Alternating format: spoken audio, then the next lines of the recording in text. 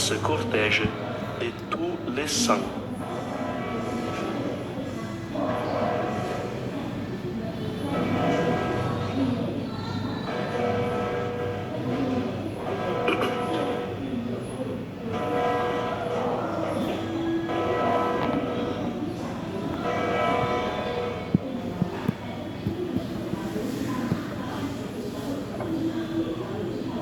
Chers pèlerins, bonjour à tous, bienvenue ici à la grotte de Massabielle.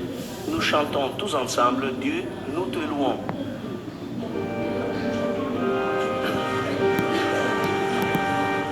Dieu, nous te louons, Seigneur, nous t'acclamons dans l'immense cortège de tous les saints. Avec Thomas, ton saint apôtre, dont la foi avait chancelé, mais qui 8 jours après la Pâque reconnut le ressuscité. Dieu, nous te louons, Seigneur, nous t'acclamons dans l'immense cortège de tous les saints.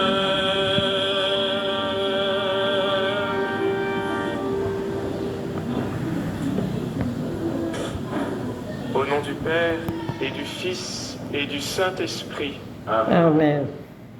Le Seigneur soit avec vous.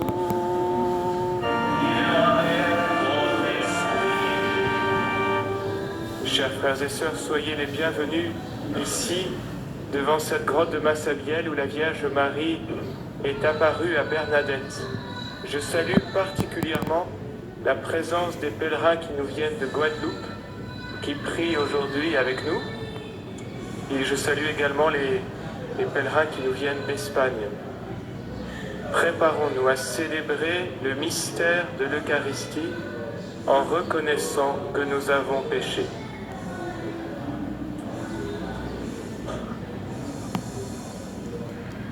Je confesse à Dieu Tout-Puissant, je reconnais devant vous, frères et sœurs, que j'ai péché en pensée, en parole, par action et par omission. Oui, j'ai vraiment péché. C'est pourquoi je supplie la bienheureuse Vierge Marie, les anges et tous les saints, et vous aussi, frères et sœurs, de prier pour moi le Seigneur notre Dieu. Que Dieu Tout-Puissant nous fasse miséricorde, qu'il nous pardonne nos péchés et nous conduise à la vie éternelle. Amen.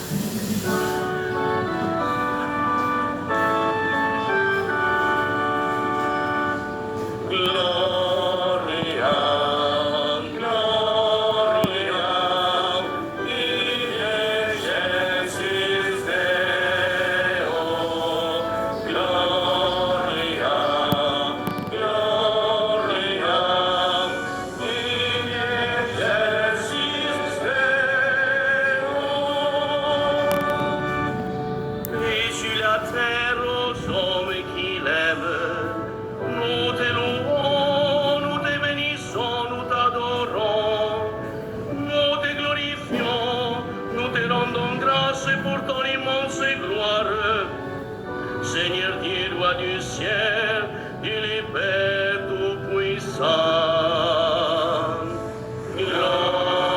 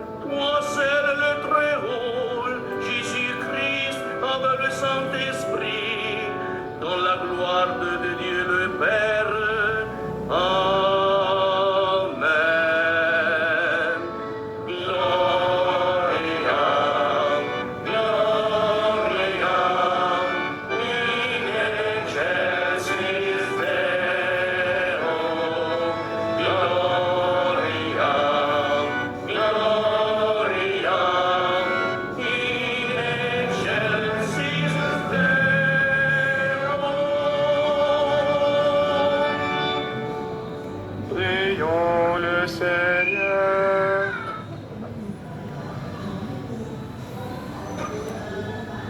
Accorde-nous, Dieu Tout-Puissant, de célébrer avec fierté le bienheureux apôtre Thomas, afin que, toujours soutenus par sa protection, nous ayons la vie en mettant notre foi dans le nom de celui que l'apôtre a reconnu comme Seigneur, Jésus-Christ, ton Fils, lui qui vit et règne avec toi dans l'unité du Saint-Esprit, Dieu pour les siècles des siècles.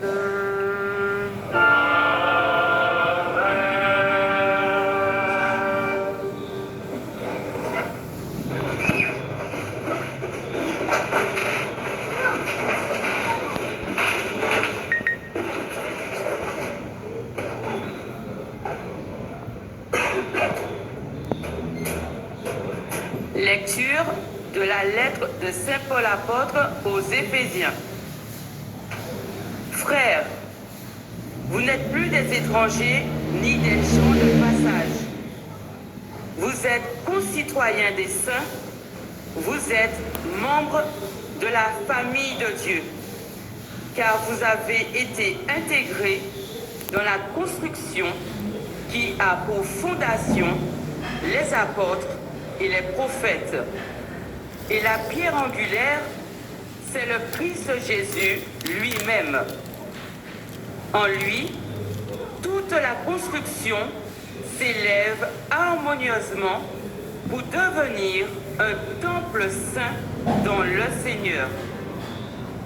En lui, vous êtes, vous aussi, les éléments d'une même construction pour devenir une demeure de Dieu par l'Esprit Saint. Parole du Seigneur.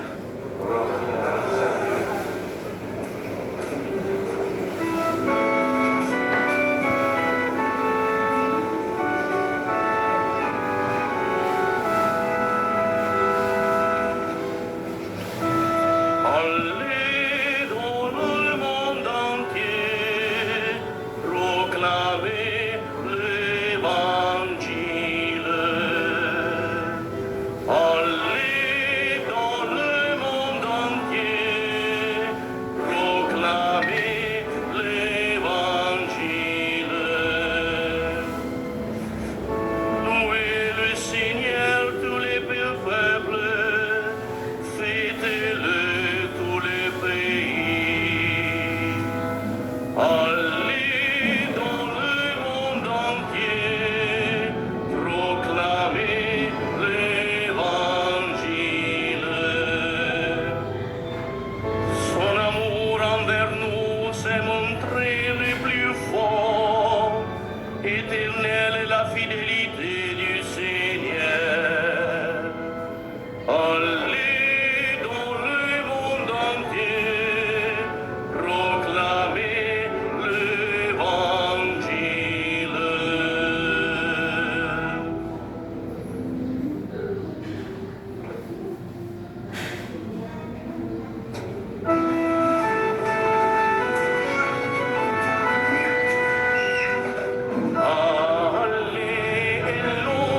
Alléluia,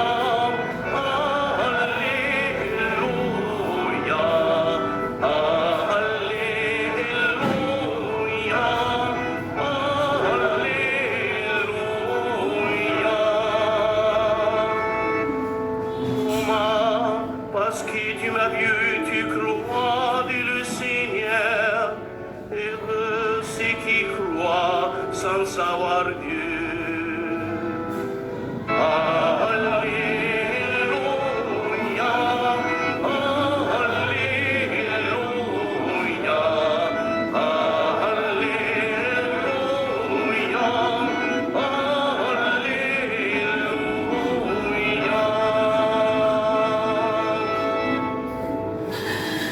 Le Seigneur soit avec vous. Et avec votre esprit. Évangile de Jésus-Christ selon Saint Jean.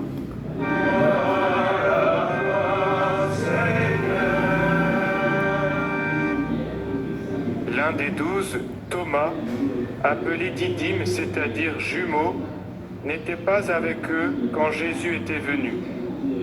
Les autres disciples lui disaient « Nous avons vu le Seigneur ». Mais il leur déclara « Si je ne vois pas dans ses mains la marque des clous, si je ne mets pas mon doigt dans la marque des clous, si je ne mets pas la main dans son côté, non, je ne croirai pas. » 8 jours plus tard, les disciples se trouvaient de nouveau dans la maison et Thomas était avec eux.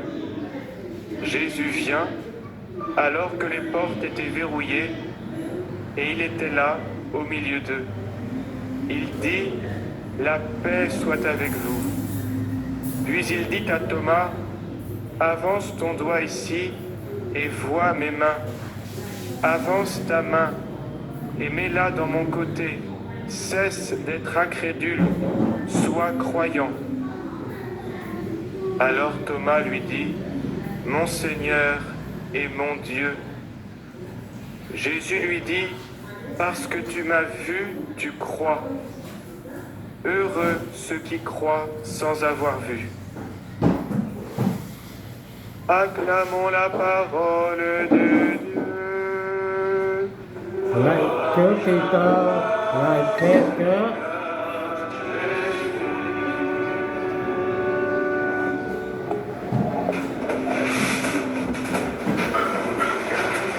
Chers frères et sœurs, chers pèlerins, avec tous les fidèles du monde entier, nous célébrons aujourd'hui la fête de l'apôtre Saint Thomas. Nous avons une prière particulière pour tous les chrétiens qui sont en Inde, puisque Thomas, l'apôtre, est celui qui, après avoir été témoin de la mort et de la résurrection du Christ, a évangélisé jusqu'en Inde. Nous prions donc pour tous ces frères chrétiens qui sont en Inde. On peut se demander, mais pourquoi l'Église continue-t-elle de célébrer la mémoire d'hommes qui ont vécu il y a 2000 ans?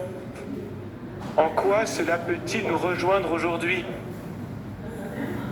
Alors la première réponse que je vous propose ce matin, c'est ce que nous disons dans le credo chaque dimanche: je crois dans la communion des saints. Cela veut dire que nous pensons que nous sommes reliés d'une manière toute particulière avec tous ceux qui ont cru en Jésus-Christ, qui ont adhéré à la personne de Jésus-Christ et qui ne cessent d'être vivants auprès de lui dans la gloire. Nous savons par la foi que dans la communion des saints, nous sommes reliés par des liens de charité avec tous les fidèles du Christ sur la terre, mais encore avec ceux qui sont déjà auprès de Dieu. C'est ça la communion des saints. Et nous pensons que dans cette communion des saints, précisément les saints qui nous ont précédés sont auprès de Dieu et ils sont vivants. Et ils ne cessent d'être en communion avec nous et nous avec eux. C'est ce que Sainte Thérèse de l'Enfant Jésus pressentait lorsqu'elle disait « Je passerai mon ciel à faire du bien sur la terre ». Nous pensons dans la foi que les saints du ciel ne cessent de faire du bien sur la terre. Et c'est pourquoi nous les invoquons et nous nous appuyons sur leur intercession puissante. Nous croyons en effet qu'ils ne cessent pas de prier pour nous. Ce serait quand même dommage que les saints qui ont fait du bien sur la terre ne cessent de faire du bien quand ils sont au ciel. Les saints ne cessent pas de faire du bien en priant pour nous. C'est cette conscience d'appartenir à l'Église, qui n'est pas seulement l'Église visible, mais aussi l'Église invisible. C'est dans cette conscience que saint Paul a dit aux Éphésiens, on l'a entendu dans la première lecture, « Vous n'êtes pas des étrangers, ni des gens de passage, vous êtes concitoyens des saints, a-t-il dit, membres de la famille de Dieu. Vous avez été intégrés dans la construction qui a pour fondation, dit-il, les apôtres et les prophètes, et la pierre angulaire, c'est le Christ. » voyez, c'est ça l'Église. Et c'est dans cette communion que nous pouvons nous appuyer sur la prière des saints et fondamentalement sur le Christ, qui est le seul saint. Et la deuxième raison pour laquelle nous pouvons fêter les saints, c'est parce que leur vie nous offre un exemple magnifique. Les saints n'ont pas tous bien commencé, disait le curé d'Ars, mais ils ont tous bien fini. C'est très réconfortant de voir que par la puissance de Dieu, des hommes fragiles, faibles, pécheurs, sont devenus de grands saints. C'est pour nous très stimulant. On peut penser notamment à l'incrédulité de Thomas, qui ne veut pas croire les disciples et qui pose des conditions pour croire. Et Jésus lui dit, cesse d'être incrédule, sois croyant. Et cette parole vigoureuse de Jésus peut nous rejoindre aujourd'hui. Elle peut être utile pour réveiller notre foi endormie. Qu'est-ce que l'incrédulité? N'est-ce pas ce postulat, plus ou moins conscient, qui met des obstacles à la foi, qui refuse de croire a priori, ou qui met des conditions à l'acte de foi. Je croirais si. C'est, n'est-ce pas, l'incrédulité, vouloir enfermer la puissance de Dieu dans mes catégories humaines ou dans ma subjectivité? N'est-ce pas l'incrédulité, un postulat égoïste qui fait dériver la vérité d'une chose de ma capacité à la comprendre?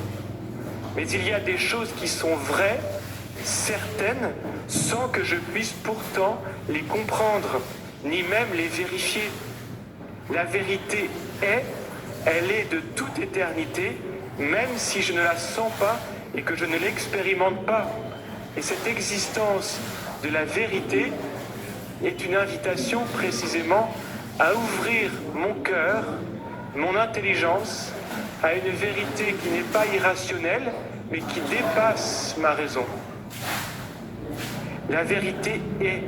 Et finalement, saint Thomas, par le Christ, par l'Esprit Saint, va évoluer. Il va passer de l'incrédulité à la foi, d'une manière magnifique. Il dit « Mon Seigneur et mon Dieu ». C'est très beau. C'est comme une conclusion dans l'Évangile. Aucune fois dans l'Évangile, il n'est dit de manière aussi explicite que Jésus est Dieu. D'ailleurs, il n'a pas voulu le dire comme ça. Dès le début, voilà, je suis Dieu, d'ailleurs je fais des miracles, vous n'avez plus qu'à adhérer à moi. Mais Jésus, avec une pédagogie très patiente, montre les signes de sa divinité pour que chacun, les voyant, chacun les accueillant dans la foi et dans l'Esprit Saint, puisse, comme saint Thomas, dire d'une manière libre, je crois, mon Seigneur et mon Dieu. Il voit l'humanité de Jésus et il croit dans la divinité du Seigneur. On pressent que cet acte de foi va changer sa vie. À partir du moment où il aura accepté de passer de l'incrédulité à la foi, sa vie va changer. C'est une conversion. Désormais, il annoncera à tous la bonne nouvelle du Christ. Jusqu'en Inde, il a annoncé le nom de Jésus. À l'occasion de notre pèlerinage, chers frères et sœurs, demandons toujours la grâce de grandir dans la foi. Et la foi, ça commence par des petits actes de foi apparemment, mais qui peuvent réaliser de grandes choses comme dans la vie de saint Thomas. Je pense en particulier au moment où, quand on reçoit la communion, et le prêtre dit le corps du Christ, et on répond Amen. Ça veut dire, je crois, je veux fonder ma vie sur la personne du Christ. On peut prononcer cet Amen à la va-vite parce qu'on le fait sans y penser comme les autres, ou alors on peut le prononcer à la façon de saint Thomas, comme une conversion, comme un acte de foi sur lequel on va appuyer notre vie. Aujourd'hui, je vous invite d'une manière particulière à communier dans cet esprit-là. Et quand le prêtre vous montre l'hostie en disant le corps du Christ, répondez Amen. Mais répondez Amen en y mettant toute votre foi et tout votre cœur. À la façon de saint Thomas qui a dit mon Seigneur et mon Dieu. Amen.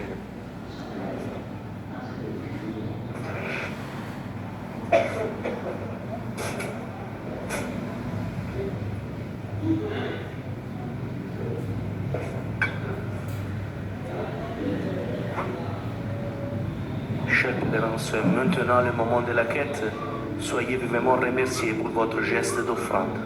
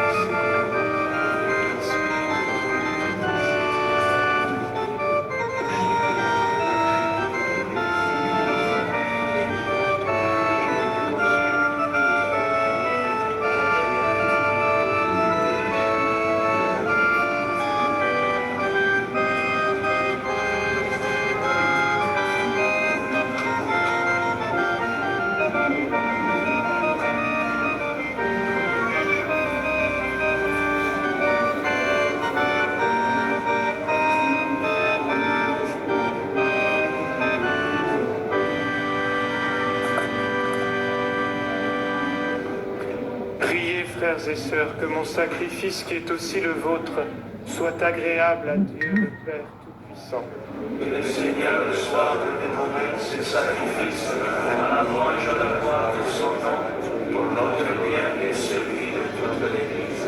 En te rendant, Seigneur, l'hommage de notre service, nous t'adressons cette prière.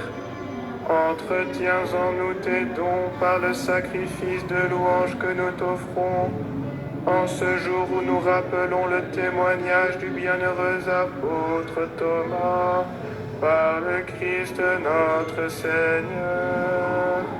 Amen.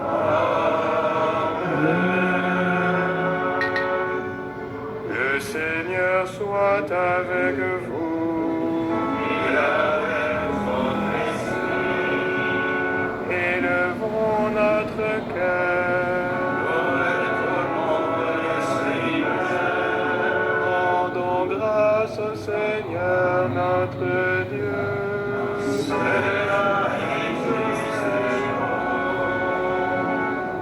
Vraiment, il est juste et bon pour ta gloire et notre salut de t'offrir notre action de grâce toujours et en tout lieu. Seigneur, Père très saint, Dieu éternel et tout-puissant, par le Christ notre Seigneur.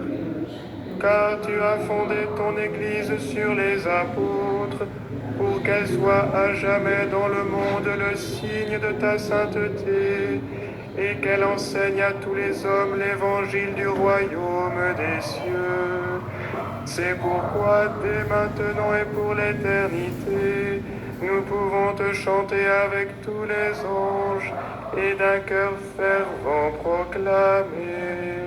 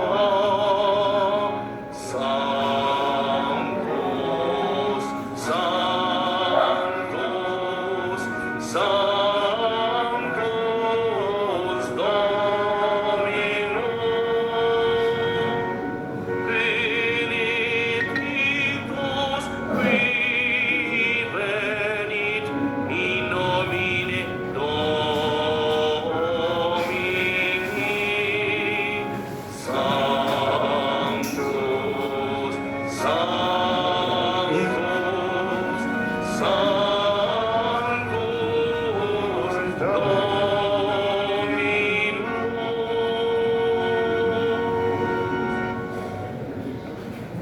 Père très aimant, nous te prions et te supplions par Jésus-Christ, ton Fils, notre Seigneur, d'accepter et de bénir ces offrandes, ces dons, ces offrandes, sacrifices purs et saints que nous te présentons avant tout pour ta sainte Église catholique.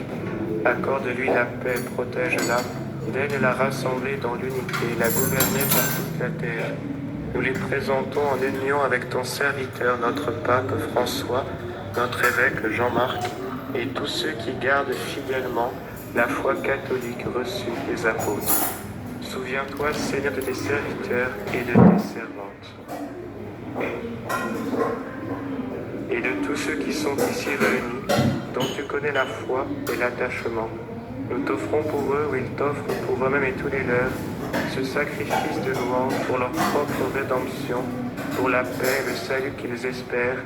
Ils te rendent cet hommage à toi, Dieu éternel, vivant et vrai. Unis dans une même communion, vénérant d'abord la mémoire de la bienheureuse Marie, toujours vierge, Mère de notre Dieu et Seigneur Jésus-Christ, et celle de Saint Joseph, son époux, des bienheureux apôtres et martyrs, Pierre et Paul, André, Jacques et Jean, Thomas, Jacques et Philippe, Barthélemy et Matthieu, Simon et Jude, Lin, Clément, Sixte, Corneille et Cyprien, Laurent, Chrysogone, Jean et Paul, comme et Damien et de tous les saints. Nous t'en supplions, accorde-nous par leurs prières et leurs mérites d'être toujours et partout forts de ton secours et de ta protection. Voici donc l'offrande que nous présentons devant toi, nous tes serviteurs et ta famille entière. Seigneur, dans ta bienveillance, accepte-la. Assure toi-même la paix de notre vie. Arrache-nous à la damnation éternelle et veuille nous admettre au nombre de tes élus. Seigneur Dieu, nous t'en prions, daigne bénir et accueillir cette offrande. Accepte-la pleinement. Rends-la parfaite et digne de toi, qu'elle devienne pour nous le corps et le sang de ton Fils bien-aimé, Jésus le Christ, notre Seigneur. La veille de sa passion, il prit le pain dans ses mains très saintes, et les yeux levés au ciel vers toi, Dieu son Père Tout-Puissant, en te rendant grâce, il dit la bénédiction, il rompit le pain et le donna à ses disciples en disant: Prenez et mangez-en tous. Ceci est mon corps livré pour vous.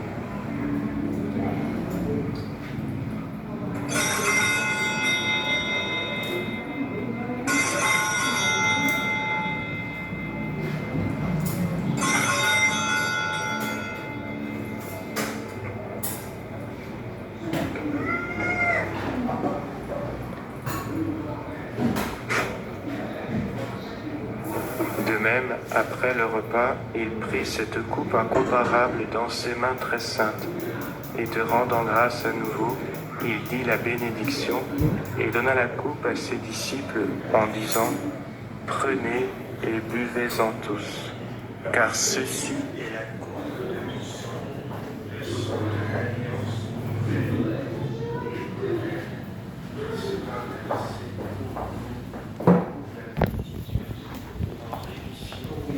Vous ferez cela en mémoire de moi.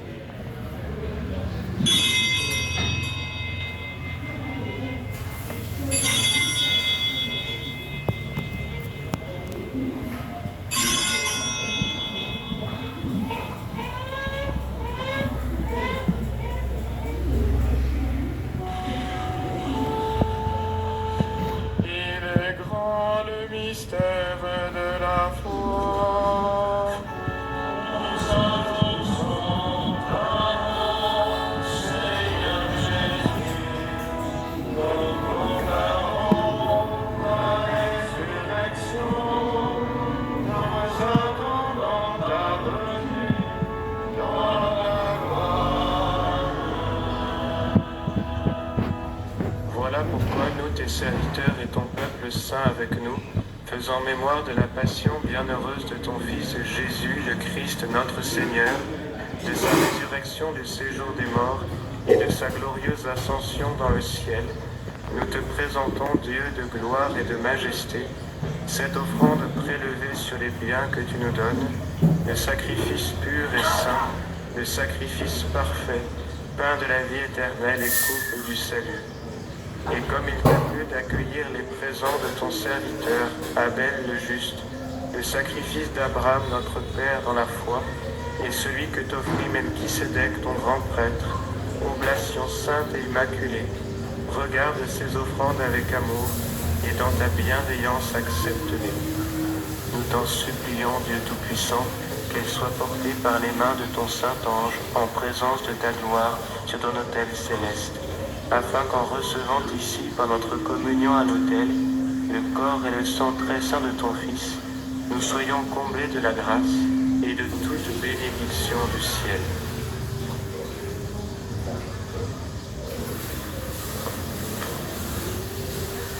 Souviens-toi aussi, Seigneur, de tes serviteurs et de tes servantes qui nous ont précédés, marqués du signe de la foi et qui dorment dans la paix.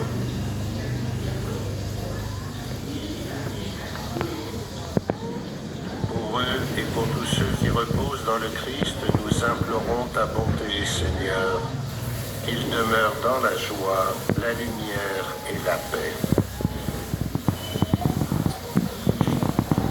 Et nous, pécheurs, tes serviteurs, qui mettons notre espérance en ta miséricorde inépuisable, admets-nous dans la communion